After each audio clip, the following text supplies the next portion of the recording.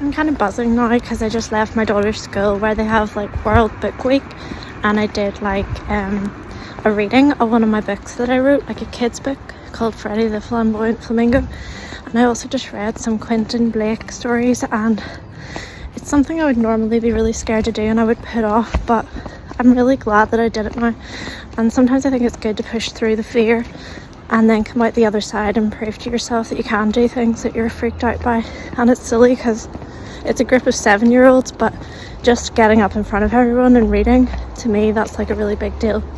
So I'm just walking home now, and yeah, I feel really good, and my daughter seemed really happy about it, so I'm glad I did it. Yeah, so I want to just like push myself to do the things I'm scared to do. So yesterday I decided to put aside housework and go on a little adventure instead. It's been a while since I've been on an artist date, like from the Artist Way, which is just where you take yourself out somewhere spontaneously and do things that kind of make you feel creatively fed, but it's not necessarily doing like a creative project. So I went to Botanic Avenue, which is part of Belfast. I really like, but it kind of makes me sad at the minute because it just seems quite run down compared to what it used to be, and there's a lot of homeless people around, and I just feel really bad whenever I see anyone who's sleeping rough, and like, I don't know, it's just so sad.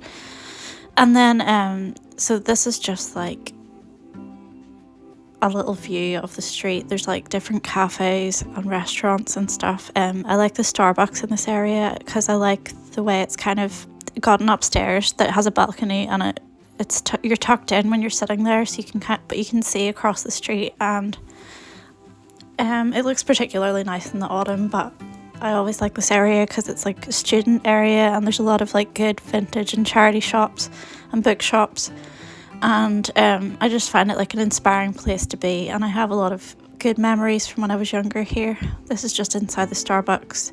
I was the only customer, I think, which was kind of nice. It was quite early, still in the morning, so I went upstairs and I managed to get a window seat, and I just sat and I did some like journaling and had a latte and just had a kind of peaceful time.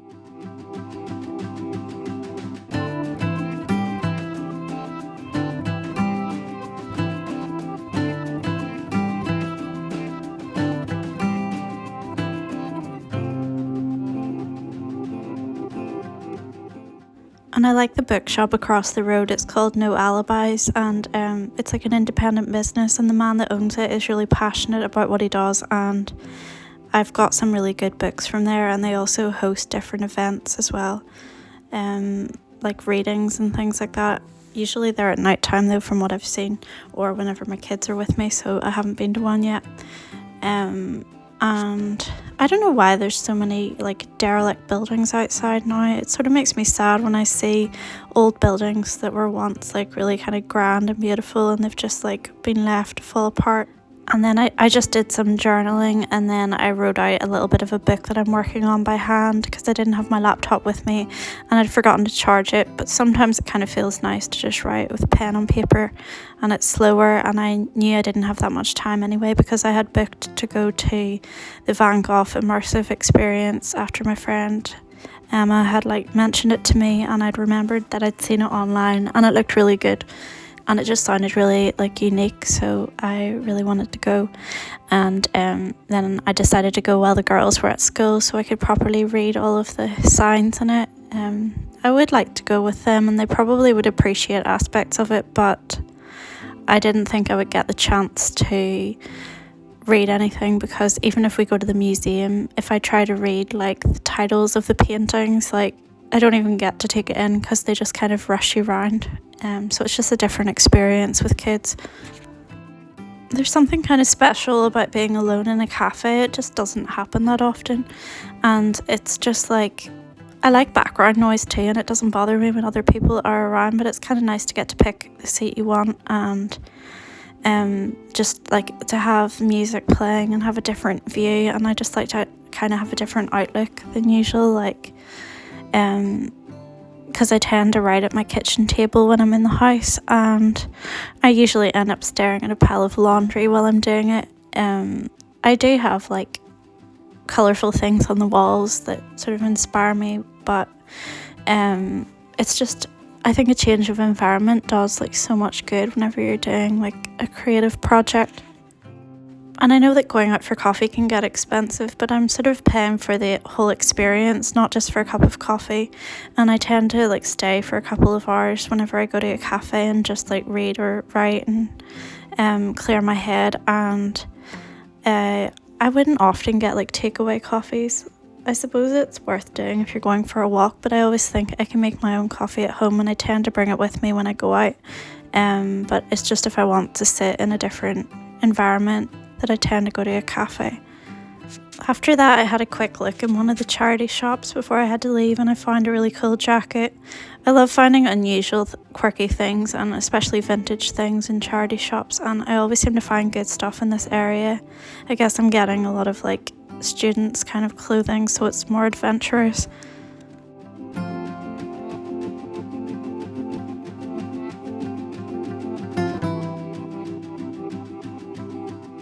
And after some minor drama, which I'll share with you later on, I made it to the church where they had the Van Gogh exhibition. I know a lot of people say Van Gogh. I think that that's an American thing, but people in the UK tend to say Van Gogh. And I was really impressed by it. It was just like unlike anything I'd ever been to before. And I've been to a lot of like art galleries in Paris and stuff whenever I used to live there, but it was just like, I think it was just so different because it was like a kind of sensory experience. I loved the huge sunflowers that I was greeted by whenever I walked in the door, and the staff were really like friendly and helpful, and I actually got time to kind of stand and read through everything. And yeah, I just loved the way it was all presented. It was really like unusual, and I liked the kind of moving pictures as well that transformed from one into another. And I don't know, there was just something about the way it was all laid out. It was just like, it was really special, and I saw so many paintings that I actually really love that I'd kind of forgotten about. And I have a few art books in the house that I should probably get out and read. I might even have a Van Gogh one, but I know I have like several in the bookcase that haven't been looked at in a while. I really love this one with the vase and the changing flowers. I could have just kind of stood and watched it like for hours. It was kind of mesmerizing and really like relaxing. And then after I finished in this part, I found the deck chair room, which you kind of go through this like little curtain to get to it, and it had more of these types of images, but it was hovering like the entire wall, and it was sort of like reflecting onto the ground as well. And even the deck chairs had like fabric with the paintings on them as well, and it was just different to anything I've ever done before.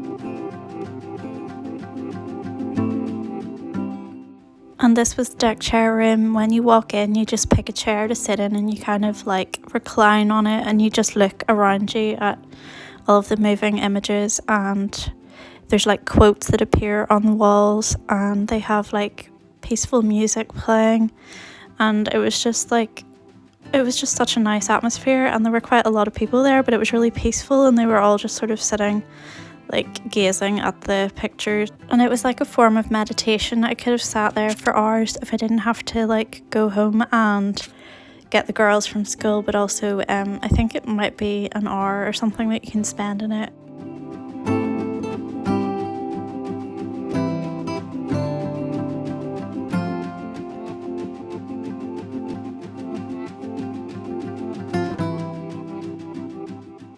And then this was just like Van Gogh's bedroom, which was just like a little installation thing you kind of walk into. And then there was a room where you could colour in a picture, and then if you wanted you could scan it and it projected it onto the wall. I decided to just sit and colour, and it was really peaceful. It actually reminded me of, there's a channel I watch called Coffee with Kate, and she's always talking about adult colouring and how she had started to draw pictures like the ones that she did whenever she was a kid. And it just like reminded me of the joy of drawing and how it doesn't have to look good, it just has to be fun. And I think that that applies to art in general. Like sometimes there's a lot of pressure to do perfect looking things that are impressive, but it's just if it's fun that matters. And this was just the gift shop that I walked through on the way out. For once I didn't get anything and I was good. It would be a good place to get a present for someone though. So I just thought I would show you, because the proof copy of my new book arrived, and hopefully by the time I put this video up it will be available on Amazon. And I decided to just do a paperback with this one because it's a journal and I thought it would only work that way really. So it's called the Budget Buddy book. It's just got this on it because that's my proof copy of it, and it's just like a short guided journal to help you like budget better basically. I actually could use this right now because I need to be good for a while. But yeah, I kind of just took ideas of like what I do whenever I'm trying to do like extreme budgeting, or even just like kind of paring back what we are living on. And then I just kind of put like there's like bits of writing and also prompts, and it just sort of gets you to think about your spending and your habits and how you want to change them, and like just like your goals and how you can kind of work towards them with your like saving, and then just like it's basically like showing you a plan of how to get to where you want to be with it. The final copy will have like lined pages unless it's a page that's for drawings, and it's kind of just to be used freely however you want, and like to basically like it's just supposed to be a place where you can kind of write freely about your spending and be honest with yourself and just like take over the page. And it doesn't have to be pretty, it doesn't have to be neat, like you can do it in whatever way you want. It's like 36 pages long, so it's quite short, and I've made the price of it quite low, but just to cover like printing costs, but hopefully it'll be like helpful to somebody, and that's just the back, and yeah, since I'm showing you my books I thought I'd just show you my last book as well, which is Don't Be Afraid to Create. It's a book about kind of like getting creatively unblocked and like figuring out how to access your ideas and how to take them seriously, and like basically what to do whenever you're feeling kind of stuck but you want to be creative but you don't really know where to start, or even if you are a creative person generally but you just have kind of got like writer's block or something similar to that. It's a different kind of book. It's broken up into like named chapters, and yeah, it's just a novel basically. And then I was just going to show you Mortified, which is my motherhood memoir, and it's also on Amazon. With these two books you can get them on Kindle as well, and yeah, like it's about all of the ridiculous moments with my kids basically, and the silly things that have happened to us. It's kind of like an extended version of the shorts that I do, where I do like silly things that my kids say and stuff like that, but it's just like all of the ridiculous things that kind of go wrong in motherhood, but like finding the humour in it, and also just like treasuring the really special moments with your kids. So yeah, those are all, I can link them below if anybody wants to have a look at them, but yeah, there's no pressure to look, it's just if it actually interests you. And I don't know, I might actually fill out the budgeting book myself, like with the copy that I've got, just to kind of get back on track. And those are the things that that it's basically structured around like everything that works for me whenever I want to budget, and the exercises I do in my journal or whatever to kind of get myself in the right mindset to save money again. So I kind of know they work from personal experience, and it's just like remembering to implement them whenever you need to. And I think I'm going to paint my nails tonight and just kind of relax. I might make some herbal tea. I'm really tired. I had a weird day, like where it was like a mixture of like kind of stressful and really fun. I ended up going just to South Belfast and having a wander around, went to a charity shop and stuff, and then I had booked to go to the Van Gogh like immersive experience thing, and but on my way there, like between getting into the car and starting to drive, I realised I'd lost my phone. And I just got like a new iPhone because my last one was like 4 years old and it was like on its last legs. So I was like, oh crap, like I just had a moment where I was like, I should have got insurance, like I never do usually for my phone, and it was just one of those moments where it was like, this is what insurance is for. And then I just was like, I ended up driving for a while and trying to get pulled over, and it was like crazily busy, like rush hour traffic, and I couldn't get stopped. And then I was trying to get back to where I had originally been, because I was sure that I had dropped the phone down the side of the car, like outside, and it was kind of a dodgy area, so I was like, the chances of me getting it back are so slim. And I was kind of like hopeful in a way that I would run into the traffic warden and that he would have happened to have like picked it up off the ground, but I kind of just like, I kept repeating like in my head that like I would get my phone, I'd get my phone, it would all be okay, because I have done that before with when I've lost things and it does seem to work, and I just kept telling myself, even though I didn't feel it, that I was going to have my phone and it would all be fine. But I just wasn't finding it. I went back there and it wasn't anywhere to be seen. And I went through my bag about 50 times and it wasn't there, and just like I was starting to kind of feel a bit hopeless, because I was like, I need a phone when my kids are in school, especially because in case anyone needs to get in contact with me. I don't have a house phone, so that's my only phone. And then I was like, well, I'll have to phone, and then I was thinking, oh yeah, I can't phone because I don't have a phone now. So it's like, even the solutions I had to it all involved like a phone.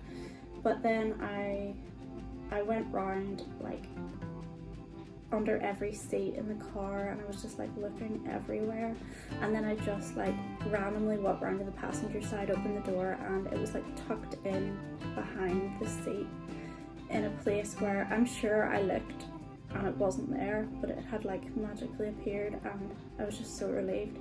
So there was that, and then I ended up being late for the Van Gogh thing that I was going to, which stresses me too because I hate being late for things, but I just kept telling myself like, it'll be fine, I haven't missed it. And when I got there, they were just really laid back about it, even though I was late. Like, they didn't seem to care, and they just let me go on in anyway, which was good because I'd already like paid for it, and I just really didn't want to miss it because I was excited about it.